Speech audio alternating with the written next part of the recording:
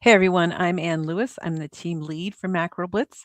And in this presentation, we are going to talk about how to photograph macroinvertebrates for MacroBlitz.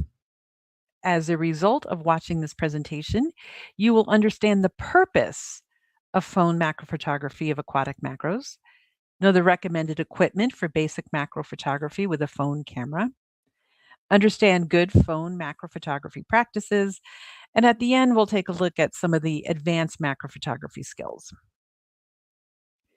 Let's start with talking about the purpose of the photos that we're going to be taking.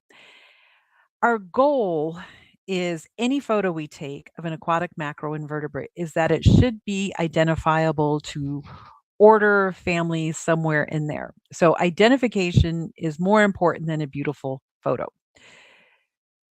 For it to be identifiable, you need to be able to see the general impression and of size and shape of the macro. So it needs to look like what it's supposed to look like. So if it's all scrunched up, probably not that helpful.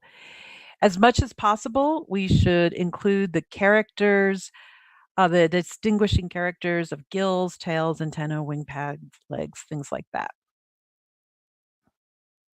Before we get into the equipment, let's talk a little bit about what is macrophotography. And essentially, it is a close up photography of something small where the object in the image is larger than the object in real life. For example, this mayfly is about 1.3 centimeters or half an inch long. But in this photo, you can see some detail like the abdominal gills and this big eye. You would not be able to see that in real life. It's a half an inch long.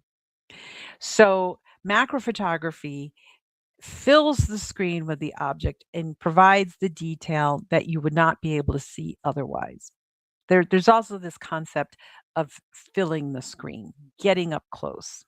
That's all part of macro photography. All right, let's talk about equipment. And the main piece of equipment that you will need is a phone. And when I say phone, I mean a smartphone camera. There are pros and cons, absolutely. The pros being that smartphone cameras, that's what I mean when I say phone, they're common and accessible. A lot of people already have one, and you can take some pretty darn good photos with them.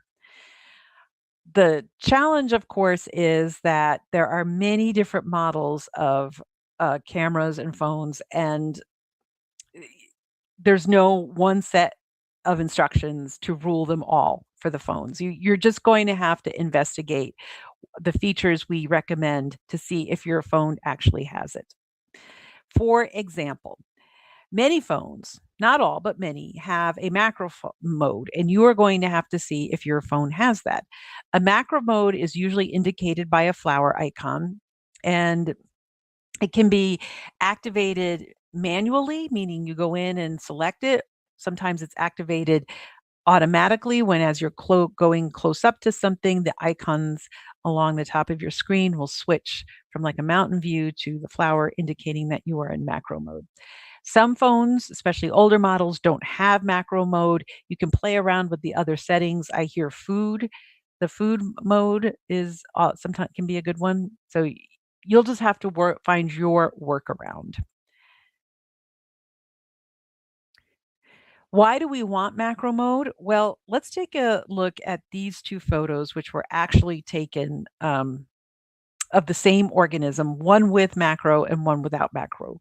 You can see this organism, they're both damselflies, both the same damselfly, and it fills the screen. There's that macro feature that we're looking for, where it's magnified, it's filling the screen. This guy over here, pretty close to real life size. Now, you should note that both photos had a clip-on magnifying lens, which brings us to the next important piece of equipment, a magnifying lens. Magnifying lenses do make a difference. A device to magnify the macroinvertebrates, such as a clip on lens or even a field microscope, is helpful. Check out the Gear Up module and presentation. We have examples. We even have a suggested equipment list in that module. You will want a magnifying lens. So that's really it for equipment, a phone and a magnifying lens. That's all you really need for the actual photography. So let's move on to the practices. The 5 phone macro photography practices are: be aware of light and shadows, isolate the organism, get as close as your focus allows, take multiple photographs, and use an object for scale. Let's look at each of these individually. Phone macro photography, light and shadows. Phone macro photography, like every other macro photography, is about the light. It's about getting the best kind of light you can under the circumstances. One of the things that makes macro blitz photography so challenging is we are doing this in the field. So you are setting up a field photography studio. And on bright sunny days with the sun overhead, that can actually be a challenge. There's lots of light, but there's also lots of shadows. You have extreme overexposures and underexposures. So we recommend that you put your organism that you're taking a photo of, you put your macroinvertebrate into some intentional shade or a big shadow. You can see my friend Jen over here. She and I went out macro blitzing, and she uh, is taking her photo here in the shadow of this gardening stool. We are intentionally underexposing our photo to kind of even out some of the harshness and the variation. We do that because you can go back and add some exposure to your photo, either just before you take it. Some phones do have an exposure slider, you and that's another feature you'll need to investigate, or you can use photo editing tools, like I use Google Photos for mine. You can also take photos shortly after sunrise or shortly before sunset. The sun is low, it will shine on your organism without casting a shadow. You'll get this beautiful golden diffuse light. You'll become like every other photographer who chases the light. Um, it's just part of being a photographer. Another practice, you want to isolate your organism. And we talk a little bit about this in the Gear Up module. We use petri dishes, and we use them because you can get really close, and we'll talk about the importance of getting close in a bit. We want only one organism or one species at a time in our photos because that's what we want to identify. You don't have to use petri dishes, of course. You can use other isolation chambers like clear cups or ice cube trays. Those are also very popular in aquatic macroinvertebrate monitoring circles. Focus. Okay, this is where you're just going to have to get out and practice with your phone and your magnifying lens. You will want to get as close as your focus allows. This is very challenging because your organism is small and it's moving. And if it's a little bit larger because you're so close, it will be difficult to get the entire organism in focus at the same time. Practice, practice, practice. Your photos will come out better than you think. Um, does take a little bit of work, but again, going back to that general impression of size and shape, you want your photos to be as in focus as you can.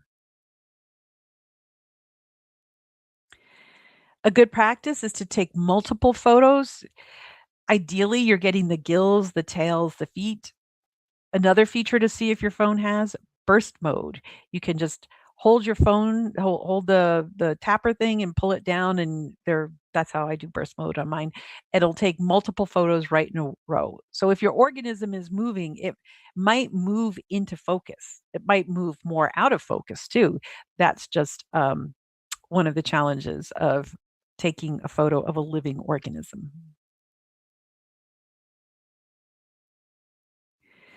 We suggest an object for scale in your photo. We use Write in the Rain index cards. You don't have to use that. We like the 1/4 inch, 6.35 millimeter scale in the background. It's just another point of information to make your photo more identifiable. Once you master phone photography, you very well may be inspired to go further in this field. Some options for you are to upgrade your camera. So the Olympus Tough TG line is recommended by many iNatters for macro photography. You might want to get a DSLR and a dedicated macro lens. You will investigate using stacking software, which takes a series of photos close up with each different part of the organism in focus. And then the software stacks them so you have one in focus photo.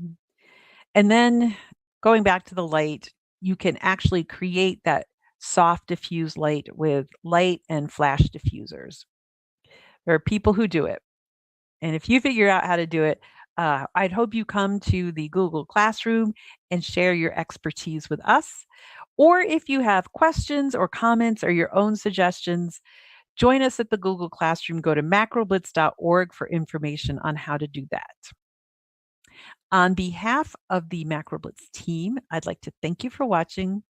Happy macroblitzing.